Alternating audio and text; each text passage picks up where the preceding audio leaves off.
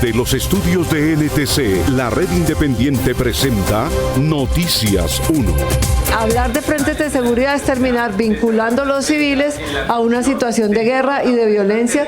Aquí está, esta es la imagen del día. Las sesiones de hoy en el Consejo de Bogotá, que en la discusión del plan de desarrollo del alcalde Galán ha tenido sesiones de 12 horas y en las que ya se aprobó el artículo 8º que incluye mecanismos colaborativos de empoderamiento ciudadano, que los concejales de izquierda consideran una resurrección de las extintas convivir y los de la derecha una necesidad frente a la delincuencia en la ciudad. De esta historia hablaremos hoy. En Noticias 1 de esta noche, los detalles de la primera imputación penal contra un expresidente colombiano. No hay temores, cifras ni voluntad de cesar pagos ni declarar emergencia económica, a pesar del trino del presidente Petro. Solo cuando termine su proceso legislativo se sabrá el impacto fiscal de la reforma pensional. Beneficiario de giros de UNG-RD a Urabá está tras las rejas, pero como presunto abusador de su sobrina. ¿Y en qué tal esto el ítalo cartagenero que quiso incluirse a sí mismo en la herencia del magnate y expresidente Silvio Berlusconi? Y en los deportes, Mauricio Posada. Mónica, con su empate de visitante Millonarios, quedó eliminado con Pereira, que sigue líder del cuadrangular. Mateo Casierra asistió para el gol del título del Zenit en Rusia y se consagró goleador de la liga. Y Daniel Martínez, con su subtítulo virtual del Giro, devuelve a Colombia a los podios de una de las grandes tras 3 años de ausencia. Por la prensa libre y el derecho que todos ustedes tienen a la verdad, yo soy la Red Independiente. Presenta Noticias 1 con Mónica Rodríguez y Mauricio Posada. Buenas noches y bienvenidos a la mejor información del fin de semana. Desde ayer hacia las 11 de la mañana, Álvaro Uribe Vélez es el primer presidente colombiano en ser imputado por cargos penales, 2 sobornos y un fraude procesal. El juicio en su contra ya inició y continuará el próximo 10 de julio. Víctor. Mónica, ese día se iniciará la audiencia preparatoria en la que se anunciarán y podrán objetarse las pruebas que se discutirán en la siguiente parte, que es propiamente el juicio, con los alegatos de la Fiscalía, la defensa y las víctimas. Gracias, señor imputado. El fiscal Gilberto Villarreal acusó ayer formalmente al expresidente Álvaro Uribe por 2 sobornos y un fraude procesal. La caricatura infame a cual me han reducido mis adversarios. Uribe, de 71 años, después de 2 intentos de preclusión en la administración Barbosa, se convierte en el primer exmandatario de Colombia en ir a un juicio penal. Esa petición. La defensa había solicitado la nulidad del proceso, pero la jueza Sandra Liliana Heredia negó esa petición y reconoció como víctimas al senador Iván Cepeda y a Deyanira Gómez, ex esposa del testigo Monsalve. ¿Cierto? También decidió incluir al ex fiscal Eduardo Montalegre y al ex vicefiscal Jorge Perdomo, quienes, según la Fiscalía, también habrían sido víctimas de un montaje concebido por Uribe a través del abogado Diego Cadena. Reconocimiento como víctima. Uribe, en un extenso discurso de autodefensa, dijo sentirse muy golpeado por la decisión y por todo lo que, según él, ha tenido que padecer en este proceso, al menos desde el año 2018. Imagínese, señora juez, el impacto de esto en mi alma. Hoy en la madrugada lo primero que escucho en medios de comunicación es: hoy continúa el juicio histórico contra Uribe, el primer presidente de Colombia acusado. El fiscal Villarreal también aprovechó el espacio para señalar al expresidente de utilizar sus redes sociales para atacarlo a él y a la justicia. Falta de respeto. El expresidente Uribe se expone a una pena de hasta 12 años de prisión. El juicio continuará el próximo miércoles 10 de julio. A pesar de un trino alarmante del presidente Petro, Colombia no está cerca de una cesación de pagos ni de la declaratoria de una emergencia económica por falta de plata para pagar la deuda externa. Desde el pasado 19 de marzo, el gobierno radicó en el Congreso con mensaje de urgencia el proyecto que busca aumentar el cupo de endeudamiento del país hasta por $17.607 millones. Iniciativa que aún no ha sido discutida en las comisiones económicas a menos de un mes de terminar la legislatura. Por esta razón, el presidente Gustavo Petro advirtió advirtió en su cuenta de X que la consecuencia de la no aprobación de esta iniciativa sería la cesación de pagos o decretar la emergencia económica. Luego del trino, el ministro de Hacienda, Ricardo Bonilla, dio un parte de tranquilidad a los mercados, señalando que se seguirá cumpliendo con el pago de la deuda. El gobierno ha venido cumpliendo juiciosamente los compromisos nacionales e internacionales de pago de la deuda pública, incluyendo el Fondo Monetario Internacional y otros que están concentrados y que están por fuera del cupo, que están concentrados en este año. Lo vamos a seguir haciendo de manera oficiosa y juiciosa. La ampliación del cupo de endeudamiento en condiciones idénticas a la iniciativa presentada se realiza cada 3 años. Las más recientes se hicieron en los años 2013, 2015 y la última fue en 2020, en el gobierno Duque, en medio de la pandemia.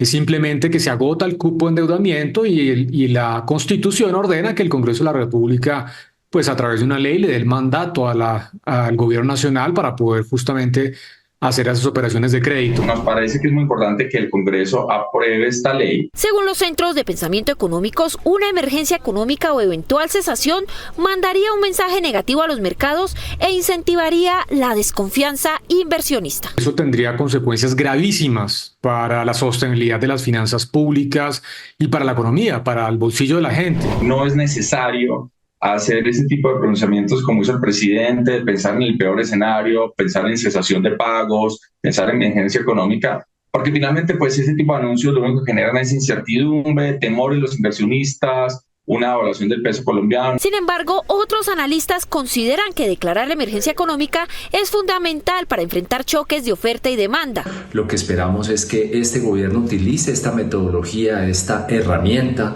para poder implementar planes de acciones tácticos que permitan solucionar los problemas claves de la economía. Se espera que la primera discusión del proyecto de cupo de endeudamiento se realice este martes 28 de mayo y que la iniciativa se apruebe antes del final de este periodo parlamentario del 20 de junio.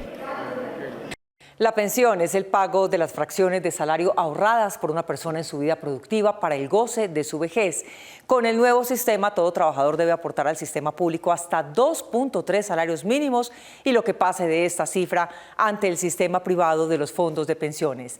Las AFP y el sistema público le pagarán su pensión de acuerdo con los mismos porcentajes descontados. Ese dinero comienza a disfrutarse una vez se cumpla el mínimo de 1.300 semanas cotizadas y de cumpleaños 62 para hombres y 57 para las mujeres, pero que con la reforma puede reducirse a razón de 50 semanas por hijo hasta 3 hijos.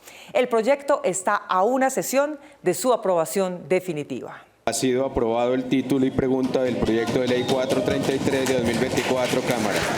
Llegó a cuarto debate la primera reforma del gobierno Petro, es decir, está a solo uno de volverse ley. Esta reforma de verdad transforma vidas. Esta reforma, la pensional, tuvo 3 días agitados, intensos, en la Comisión Séptima de la Cámara de Representantes. Que aquellos que quieren tumbar esta reforma les esté preocupando es que los jóvenes... Y los ánimos crispados y el ruido del recinto exasperaron a la presidenta María Eugenia Lopera. De nuevo, por favor, silencio. Venga. Los funcionarios del gobierno no atendían la solicitud y en cambio la emprendió contra el equipo periodístico de Noticias 1.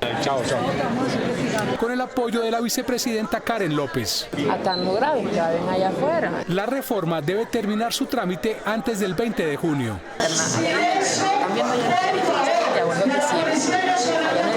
Los ánimos finalmente se calmaron y después de 3 intensas jornadas, la iniciativa fue aprobada en su tercer debate. Que el sistema pensional cumpla con su objetivo, que es pensionar, no devolver la plata con intereses para que después queden la gente sin una pensión y sin una garantía vitalicia. El fondo de ahorro público sea administrado por el Banco de la República, garantizando así que los recursos de los colombianos, que los ahorros de los colombianos no se puedan tocar. Una reforma conveniente para los ciudadanos que en este país no han logrado pensionarse. Previa autorización del contratista, podrá el contratante hacer los descuentos a los honorarios para hacer las cotizaciones obligatorias. Comprende la pensión, ARL y también la salud.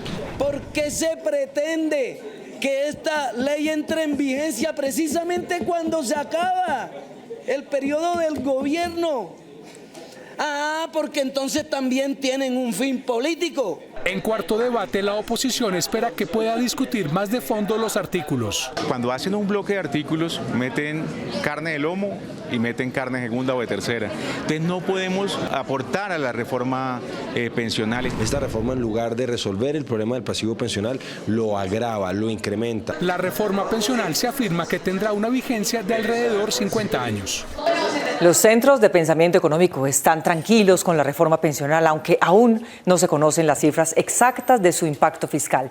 Dicen que mejora las posibilidades de pensión para las mujeres y tiene otras ventajas, pero piensan que por tarde, en 10 años, el país tendrá que discutir el aumento en las edades de pensión y otros temas. Estamos sujetos también a la regla fiscal. Aunque la reforma pensional se proyecta hasta el año 2070, aún no tiene un estudio completo de su impacto fiscal. Algunos académicos estiman que en 10 años se necesitaría otro ajuste y aumentar la edad de jubilación. Más temprano que tarde tenemos que considerar cosas que no se han discutido lo suficiente, como por ejemplo aumentar la edad de pensión. No se puede sostener porque no podemos desconocer el gran problema que tenemos nosotros en nuestro estado, que es la generación de empleo.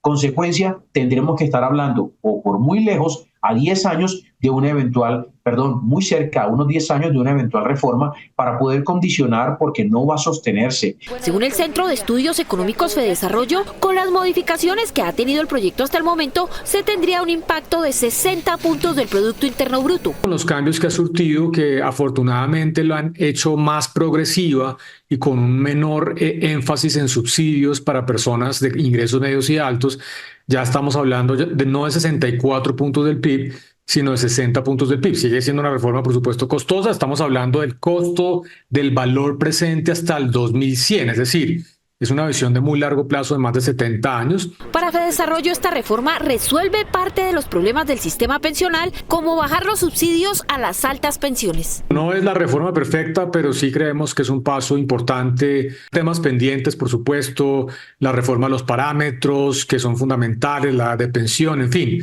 Muchos temas que seguramente tendrán que discutirse en el corto y mediano plazo. La disminución progresiva de semanas de cotización en el caso de las mujeres de 1.300 a 1.000, más la disminución de 50 semanas por hijo, según algunos académicos, no incluye a aquellas mujeres que ya tienen la edad de pensión, pero no las semanas cotizadas. Solo una de cada 10 mujeres se pensiona en el país. Con esta medida pueden aumentar un poquito la cantidad de mujeres que se pensionan, pero realmente las mujeres más necesitadas están muy lejos de cumplir ese requisito de semanas. El gobierno tendrá que acomodar los gastos adicionales dentro del marco fiscal de mediano plazo. El Ministerio de Hacienda está a la espera de los últimos ajustes de este proyecto para entregar las cifras del impacto fiscal. En la discusión del Plan de Desarrollo Bogotá Camina Segura en el Consejo de la Ciudad se aprobó la creación de frentes de seguridad y participación ciudadana a pesar de las objeciones sobre lo que definiciones así han causado en la historia del país. Camilo. Mónica, los concejales de la derecha respaldaron con emoción la iniciativa porque creen que la ciudadanía puede cumplir un papel como ojos de la policía y los alegatos de la izquierda rememoran la época trágica de las Convivir. La discusión del Plan de Desarrollo 2024-2027 Bogotá Camina Segura se desarrolla en la Comisión Primera del Consejo de Bogotá.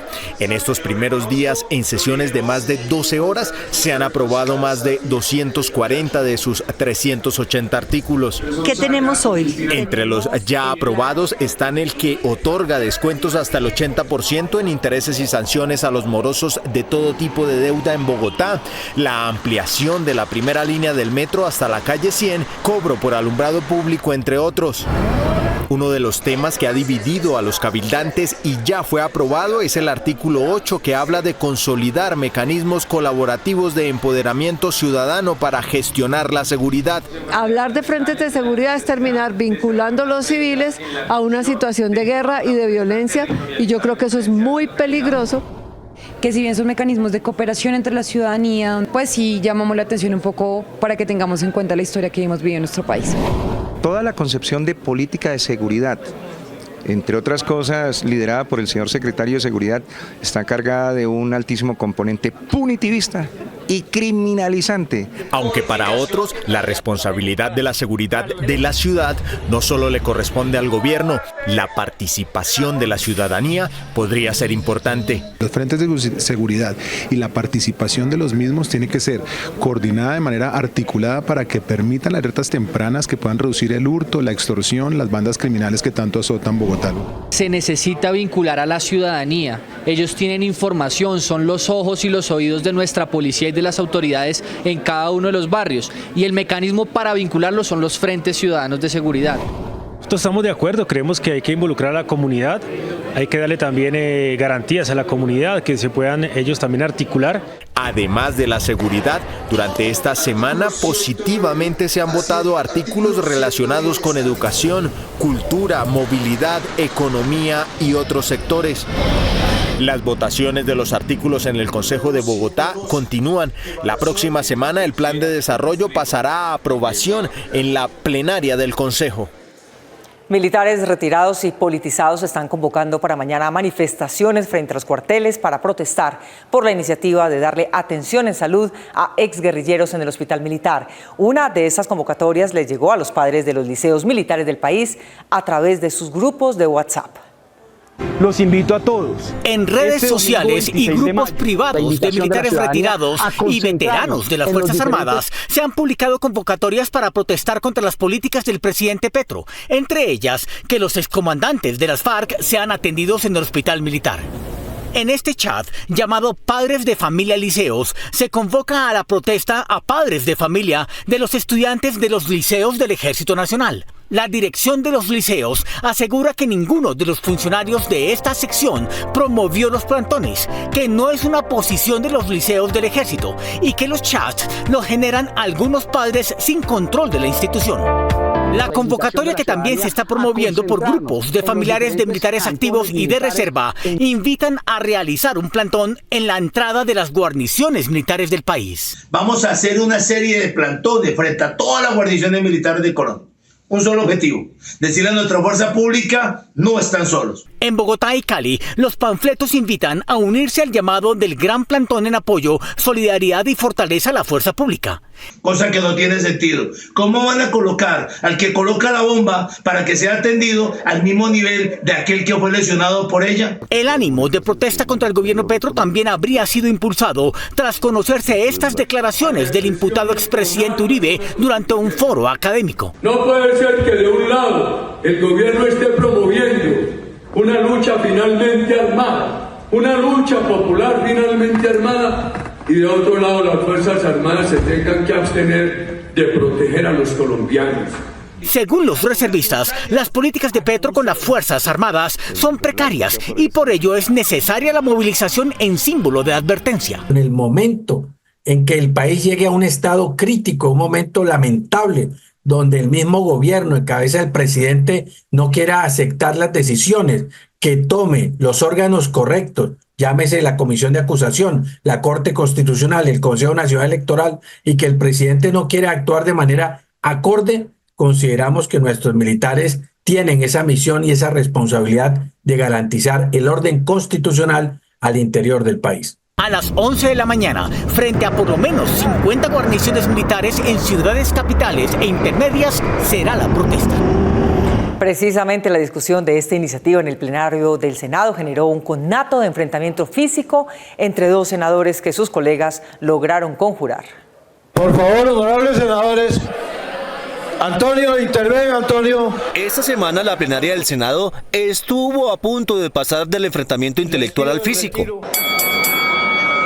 En la orilla izquierda estaba el senador Julián Gallo del Partido Comunes y en la orilla derecha Jonathan Ferney Pulido del Verde. Ambos se sacaron chispas por una propuesta, la de atender a los excombatientes de las FARC en las instalaciones del hospital militar. Los demás en el recinto no podían creer que dos senadores estuvieran a punto de darse golpes dentro del Senado. Tranquilos, senadores. La bronca comenzó luego de que el senador Gallo resaltara la propuesta de que se atendieran a los excombatientes de las FARC en el hospital militar y al finalizar se refiriera a J.P. Hernández en esos términos. No sé si por lo menos estarían los Boy Scouts, pero quiero decirle, senador, cualquiera que sea su experiencia militar. No es bueno pedir guerra cuando no se está dispuesto a ir a pelearla. Por la expresión de Hernández, la discusión se veía venir como está arreglado en el Senado, pero este decidió increpar a Gallo por fuera de micrófonos. Por favor, honorables senadores. Antonio, intervenga, Antonio. Aunque el senador Antonio Correa se puso entre los dos para evitar la pelea, Hernández subió al estrado y sin referirse al enfrentamiento respondió formalmente. Solo atrévanse a tocar la democracia, a violar la institucionalidad, a pasar por encima de la Constitución y se darán cuenta de que las Fuerzas Armadas y los veteranos no están pintados en la pared. No es la primera vez que Hernández enfrenta a sus propios colegas de forma violenta. Incluso le ha costado denuncias en la Comisión de Ética del Senado. Aquí no se puede hacer un bazar. Sin embargo, en este caso, con la intervención del senador Correa y la senadora Clara López, Gallo y Hernández al parecer olvidaron su enfrentamiento en el recinto de la democracia. 173 años después de que la entonces República de la Nueva Granada aboliera la esclavitud, 102 familias de comunidades afrodescendientes consiguieron los títulos de la tierra que habían trabajado. El 21 de mayo de 1851, el presidente José Hilario López firmó la ley que anulaba cualquier título de propiedad sobre las personas en Colombia, 12 años antes de que los Estados Unidos de América siguieran su ejemplo. Cuando se terminó la esclavitud a la comunidad negra, no le entregaron la tierra que trabajaba, la dejaron sin nada. 173 años después, por primera vez en el departamento del Guaviare, fueron entregados los títulos de propiedad de 292 hectáreas a 102 familias de comunidades negras. Hoy se daba uno cuenta que la comunidad venía esperando estos trámites hace 10, 15, 20 años que estaban literalmente archivados en la Agencia Nacional de Tierras. En total, 1.049 familias de 19 consejos comunitarios de comunidades negras en 7 departamentos del país fueron beneficiadas con los títulos de propiedad de más de 3.000 hectáreas que fueron entregadas el día de la afrocolombianidad. De las 3.174 hectáreas de terrenos baldíos titulados a nivel nacional esta semana, cerca del 30% son del Putumayo. Nosotros llevamos ya 55 años en el territorio y la idea de nosotros es seguir adelante. Cuando nosotros llegamos aquí, llegamos en el 1960, yo era muy muchacha cuando vuestros padres nos trajeron aquí a Puerto Caicedo. Para los nuevos dueños de la tierra es una sorpresa tener el título, porque durante años los gobiernos de turno no fueron diligentes en estos procesos, por lo que las comunidades sentían cada vez más lejana la posibilidad de ser dueños de las tierras que cultivan desde hace más de medio siglo. Bueno, ¿y qué dicen del título? Les decía, pues algún día de llegar, algún día, ojalá ese día se llegue. Y mire, el día menos esperado y vea. Ahí ya fue la noticia. Muy contenta, feliz, mejor dicho, alegre demasiado porque llevan 11 años luchando por el título colectivo y gracias al Señor lo vinimos a lograr. Según la gobernación de Putumayo, entre los gobiernos nacional y departamental apoyarán económicamente proyectos agrícolas para comercializar con países como Brasil, que están interesados en los cultivos de azaí. Por lo menos 824 personas pertenecientes a 7 consejos comunitarios aquí en el departamento del Putumayo fueron beneficiados con la titulación de tierras. Desde Puerto Asís, en el departamento del Putumayo, Enrique Tapias, Noticias 1, la red independiente. Colombia quedó entre Rusia y Estados Unidos en el índice de solidaridad generacional, lo que indican los indicadores. El índice de solidaridad intergeneracional suma factores como el medio ambiente, la salud, el ahorro y las perspectivas de los jóvenes para calcular lo que les estaremos dejando a nuestros hijos en 122 países.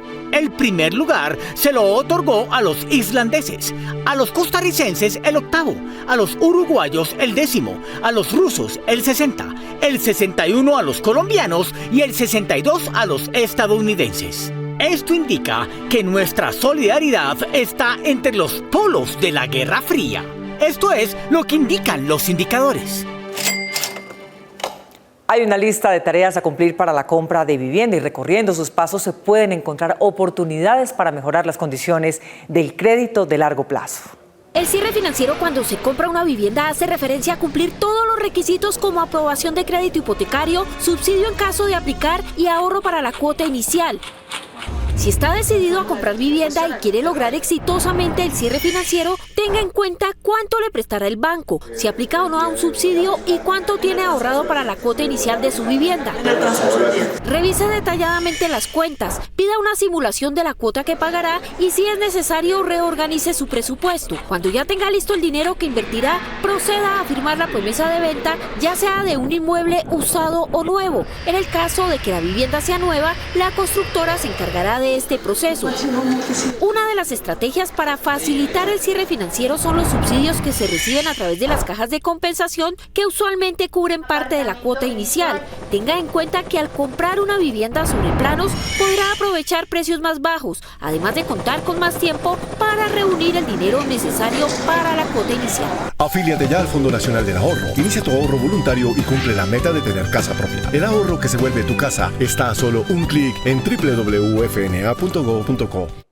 Ya regresamos en ¿Qué tal esto? Con la historia del italiano de Cartagena que pretendió ser heredero de Silvio Berlusconi. Esta es Noticias 1, la red independiente. Se hizo famoso en su país hace más de una década. Para garantizar la seguridad energética del país, Ecopetrol, en su búsqueda de nuevas reservas de gas natural, logró en solo 3 meses la declaratoria de comercialidad del campo de gas Arrecife en Córdoba, el descubrimiento del pozo Arauca 8 en asociación con la empresa Parex Resources y el acuerdo al que llegó Ecopetrol con Parex para labores de exploración en el norte de Casanare. La expectativa es que encontremos o que el potencial de aquí a lo que desarrollemos hacia el 2030 nos ubique este pozo en unos 20 a 30 millones de pies cúbicos día. Y con el descubrimiento del pozo Arauca 8 podría ampliarse la oferta de gas a mediano plazo. A esos 3 hitos se suman los avances en los proyectos localizados en el offshore, con el objetivo de ampliar el potencial del gas en el Caribe colombiano.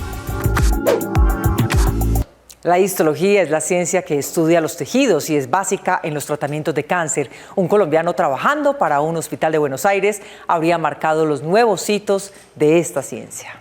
48.3 mujeres de cada 100.000 colombianas tendrían cáncer de seno. Es la mayor causa de cáncer en las mujeres. En el último año mató a 3.006 en Colombia y a 5.400 en Argentina. El físico y médico colombiano Marco Guarín creó un modelo de inteligencia artificial, una máquina de aprendizaje para el análisis de las células cancerígenas que probó certeza en el 95% de sus casos en Buenos Aires. Porque combina la información de radiología con la información histológica en un mismo modelo. Cada paciente y cada célula son diferentes, pero también son similares las de otros pacientes en los que ha funcionado o fallado una terapia. Analizar los datos de diversos pacientes es difícil para la dispersa inteligencia humana, pero natural para la inteligencia artificial. En este tipo de modelos predictivos de inteligencia artificial, no solamente para predecir la respuesta al tratamiento, sino también con otros objetivos, como evaluar prognosis, por ejemplo. Alimentado por la información de cada examen y cada una de las imágenes relativas a 30 pacientes del Hospital Rojo de la Universidad de Buenos Aires, la máquina comenzó por clasificarlos en qué pacientes pueden recibir cierto tratamiento antes de la terapia. El modelo amplía la capacidad de los médicos para analizar un tumor. No te permite caracterizar a ti todo el volumen tumoral, mientras que las imágenes radiológicas sí están viendo por completo la información sobre cada tumor del dato en los pacientes. Aumenta la posibilidad del modelo para brindar cada vez más certeza en la escogencia del tratamiento. Antes de cumplir con un cronograma semanal de alimentos preparados en casa, es mucho más económico mirar la fluctuación de los precios de los alimentos y comenzar a crear en la cocina con los de menor precio. Una reciente encuesta de presupuesto de hogares elaborada por el DANE revela que el huevo es el alimento que más consumen los colombianos, cerca del 78%. En septiembre del año pasado, el precio del huevo tuvo un incremento del 9,25% en comparación con el del año anterior. Pero en lo transcurrido de 2024, según informes de la firma Lookup, el precio del huevo bajó como también el del plátano y la papa. Por eso, es necesario estar pendientes de las fluctuaciones de los precios en la canasta familiar para escoger los mejores alimentos a precios más asequibles. Es el momento de aprovechar todos estos mercados emergentes, la multiplicidad de oferta y plataformas, poder sacarle tiempo y conocerlas, porque sí nos ayuda mucho a optimizar el gasto. La más reciente encuesta de calidad de vida elaborada por el DANE muestra que cerca de 21.600.000 colombianos manifestaron no contar con suficientes alimentos para enfrentar cada día. Otra razón para atender recomendaciones como administrar mejor los recursos. Sí hay que cuidar mucho la economía del hogar. No precipitarse por modas o tendencias, siempre pensar en dónde puedo encontrar. Hay unos mercados emergentes de bajos costos que hay en los barrios. Es necesario que además haga un presupuesto, sea cual sea su ingreso, para que lo destine en lo que más le convenga. En su casa en Bogotá y luego de haber compartido en familia su título mundial en la categoría 14 años, la bicicrossista Mariana Peña habló con Noticias 1 de su carrera y sus sueños. Tiene 14 años y nombre de reina del bicicross. Es Mariana Peña, que a tan corta edad se proclamó campeona mundial y quiere seguir los pasos de su referente en el BMX. Miro mucho a Mariana Pajón porque es una gran persona, una gran deportista y pues por todos los logros que tiene. Desde los 4 años la bogotana empezó a pedalear por sus sueños en una pista de bicicross y 10 años después ganó el título mundial en la categoría Girls 14 en Carolina del Sur, Estados Unidos. Sigue.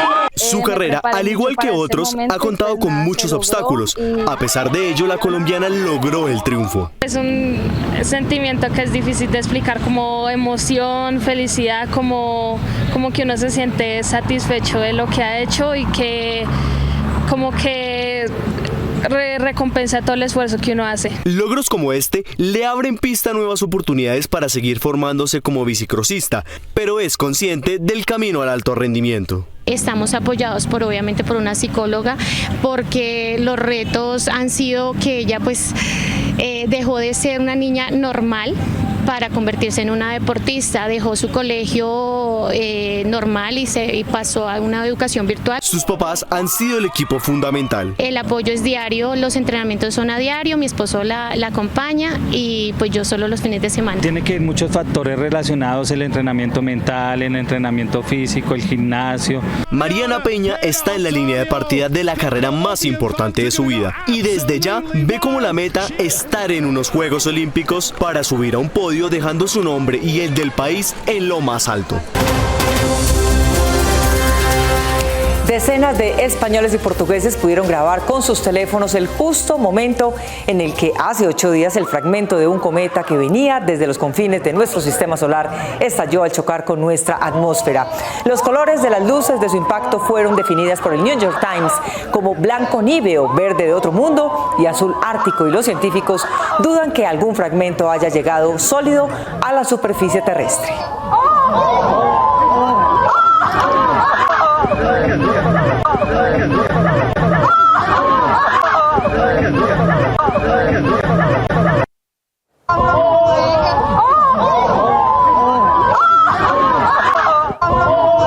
Nos vemos en las redes sociales y mañana domingo a las 8 de la noche aquí en Noticias 1 con las mejores noticias del fin de semana. A ustedes, como siempre, gracias por elegir la independencia. Feliz noche.